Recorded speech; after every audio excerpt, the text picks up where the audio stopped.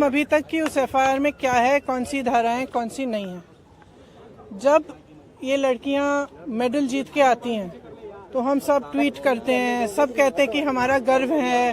सारे जितने भी नेता हैं, हम इंक्लूडेड इसमें, हम सब कहते हैं कि ये सबसे बड़ी बात है, देश के लिए अच्छा है, ये है, इन्होंने देश का गर्व सम्मान रखा है। और आज जब सड़क पे बैठी हुई हैं, जब कह रही है कि हमारी बात सुन लीजिए, हमारे साथ गलत हुआ है, तो कोई सुनने को तैयार नहीं।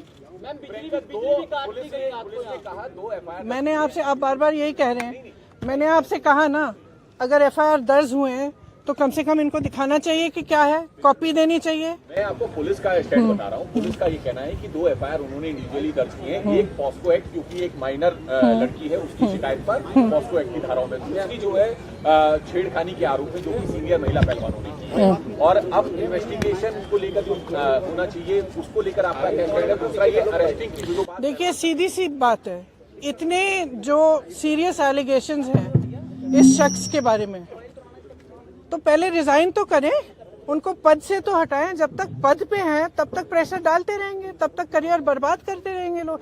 इन्वेस्टिगेशन चल रहा है, इसका मतलब क्या है? मतलब क्या है? अगर वो आदमी उसी पद पे है जहां सबसे ज्यादा पावर है सबके ऊपर, सारे प्लेयर्स के ऊपर, इनके करियर को बर्बाद करने के लिए, इनको तंग करने के लिए, प्रेशराइज करने के लिए, तो फिर आप कैसे कह सकते हैं कि एफआईआर इन्वेस्टिगेशन? क्या मतलब है इसका? पहले रिजाइन करें, उसको हटाएं पद से, उसका पावर तो लीजिए। जिस पावर, जिस सत्ता ने उसको इनेबल किया है कि वो ये सब करे, पर पहले वो तो हटाइए। तो ये भी कहना है कि क्योंकि रूलिंग पार्टी के सिटिंग एमपी हैं और इस वजह से भी कार्रवाई में देरी हो रही है, आप कैसी बात करते हैं? देखिए, जो मैं सुन रही हूँ, जो मुझे बताया गया है, और मैं पूरी तरह से बिलीव करती हूँ, क्योंकि ये लड़कियां जो हैं इतनी मेहनत करती हैं, इतनी ट्रेनिंग के लिए, इतने शोषण इनको देखने पड़ते हैं, इतना करना पड़ता है एज इट इज, अपनी फैमिलीज के लिए, परिवार के लिए, देश के लिए, प्रदेश के लिए इतना कर रही हैं, तो कुछ कह रही हैं कि इनके साथ, और एक नहीं कह रही है, बहुत सारी ऐसी लड़कियां हैं जिनके साथ ये सब हुआ है। तो मैं समझना चाहती हूँ, एक्चुअली मैं समझना चाहती हूँ कि सरकार इनको बचा क्यों रही है।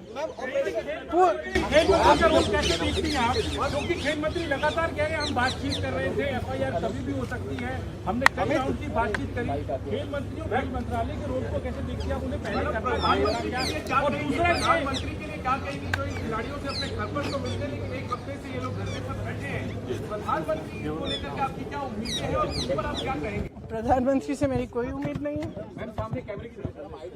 क्योंकि अगर प्रधानमंत्री जी को इतनी भी परवाह होती तो कम से कम बात तो करते, बुला तो लेते। फिर से जब आपने मेडल लेके आए तो आपने बुलाया ना, घर चाय पिलाई, तो बुलाइए, बात करिए। बच्चियां हैं, बच्चे, हम सबकी बच्चियां हैं। और मतलब और क्या कह रही, ये कह रही है ना कि हमारी 2024 का इलेक्शन है।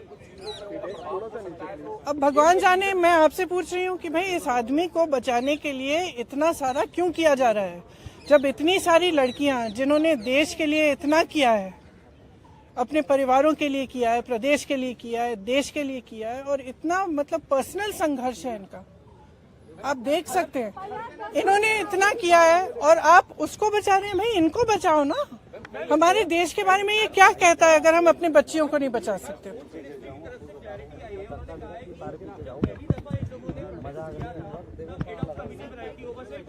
देखिए, आप भी जानते हैं, हम भी जानते हैं कि कमेटियां क्या होती हैं। बात टालने का काम होता है कमेटियां। हम कमेटी बना रहे हैं, आप कमेटी के साथ बात कर लो, आप, और फिर बात खत्म। यही चाहती है ना सरकार। क्यों? चाहे आप उत्तर प्रदेश के एक गांव में देखिए, चाहे कहीं पे भी देखिए, जब महिला का शोषण होता है तो सरकार मौन हो जाती है, चुप हो जाती है। उस बेचारी महिला को हर जगह जाकर एफआईआर दर्ज नहीं होता, एफआईआर दर्ज होता है तो उसकी कॉपी नहीं मिलती। ये कोई नई कहानी नहीं है, लेकिन इन लड़कियों में इतना दम है, इतना आत्मविश्वास है और इतनी करेज है, ब्रेवरी है कि ये लोग खड़े हैं और कह रहे हैं कि हम ये होने नहीं देंगे। तो पूरा देश, मैं आपको बता सकती हूँ कि प्रधानमंत्री जी पहचाने नहीं पहचाने, इनके मंत्री पहचाने नहीं पहचाने, इनकी सरकार पहचाने नहीं पहचाने, पूरा देश इनके साथ है, पूरा देश। और सिर्फ ये सरकार उस आदमी को बचाना चाहती है। सबसे पहले उस आदमी को उस पद से हटाइए, सबसे पहले।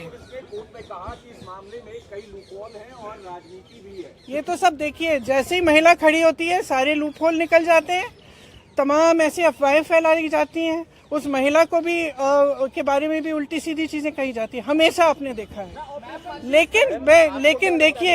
लेकिन देखिए ये संघर्ष करने वाली महिलाएं हैं, इन्होंने एज इट इज बहुत फेस किया हुआ है और ये फेस करेंगी, ये मुझे समझ में आ रहा है। इसके अलावा यूपी में कई है। आपने तो बहुत पूछ लिया। ऑपरेशन शीश महल में टाइम्स नाउ ने दिखाया कि अरविंद केजरीवाल ने अपने घर में 44 करोड़ उन्होंने खर्च किया सिर्फ टिकट डिजाइन। देखिए आपको पॉलिटिसाइज करना है ये सब, नहीं तो मैं चली जाती हूँ, क्योंकि इसीलिए मैं, यही तो बात है। तो एक्शन तो तब होगा जब पब्लिक प्रेशर आएगा। फ्रैंकली आज ये स्थिति है कि पब्लिक इनके साथ है, पब्लिक प्रेशर डाले। मैं इस देश की हर एक महिला को, हर एक लड़की को कहना चाहती हूँ, ये लड़कियाँ अकेली खड़ी हैं यहाँ, आप इनके साथ खड़े हो और इनकी आवाज को आप बुलंद करो, क्योंकि जब तक आप खड़ी नहीं होंगी तब तक कोई एक्शन नहीं होगा। इस मामले को निपटने की कोशिश होगी, उसके बाद कुछ नहीं होगा। तो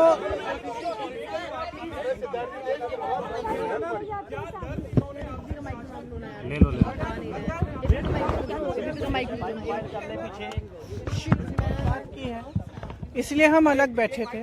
तो मैं यहाँ क्यों बताऊँ वो बातें, वो इनकी निजी बातें हैं।